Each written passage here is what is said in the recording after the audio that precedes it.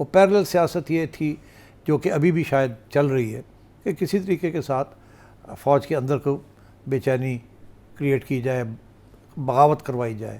جو مے کا جو ایشو ہے نا, وہ ابھی تک اس کا شیڈو جو ہے نا وہ آپ کی سیاست کے اوپر ہے. اور اب جب عمران خان ابھی بھی جب گرجتے ہیں اور جب پی ٹی آئی جو ہے عاصم منیر صاحب کو اٹیک کرتی ہے, تو اس کا مقصد ایک ہی ہے کہ اگر اس کو ریموو کر دیا جائے بائی ہک اور بائی کروک تو خان صاحب واپس آ جائیں گے. ٹھیک, تو میرا خیال ہے کہ آئی تھنک یہ بہت زیادہ اب پرسنلائز ہو گیا ہے, اینڈ یہاں تک پرسنلائز ہو گیا کہ now an attempt is being made.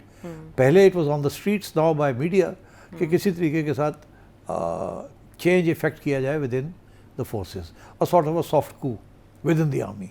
نو, یہ تو کبھی کوئی فوج ایکسیپٹ کرے گی نہیں ایز این انسٹیٹیوشن, یہ نہیں ہوگا, اور سختی کے ساتھ اس کو کچل دیا جائے گا. یہ کوئی آرمی بھی اس کو ایکسیپٹ نہیں کر سکتی, اینی اٹیمپٹ, جسے اب وہ سبورژن کہتے ہیں with in the arm forces. تو یہ تو بہت سخت اس کے قانون ہیں اور سزائیں ہیں, اور خان صاحب تو اور پی ٹی آئی تو کھلے عام یہ کر رہی ہے انفارچونیٹلی. انہیں شاید احساس نہیں ہے یا ہے, اور وہ چاہتے ہیں کہ ٹھیک ہے وی ڈونٹ کیئر جیسے بھی ہے, we have to get rid of this man in order for Imran to make a re appearance.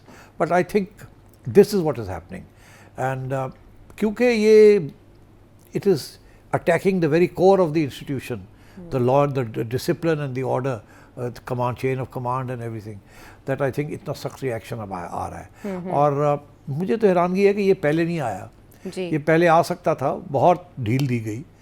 میں حیران ہوتا تھا کہ اتنی ملاقاتیں دی جا رہی ہیں اور اس کے بعد ایسے بیان آ رہے ہیں, اور it is quite unsettling. But I thought کہ چلو شکر ہے کہ اتنی اب گھٹن نہیں ہے, چلو they can deal with it. بس میرا موقف ہمیشہ یہی رہا ہے کہ منہ بند نہیں کرنا چاہیے کسی کا. let people decide کہ وہ کیا بات کر رہے ہیں, بکواس کر رہے ہیں, نہیں بکواس کر رہے, صحیح بات کہہ رہے ہیں, نہیں کر رہے.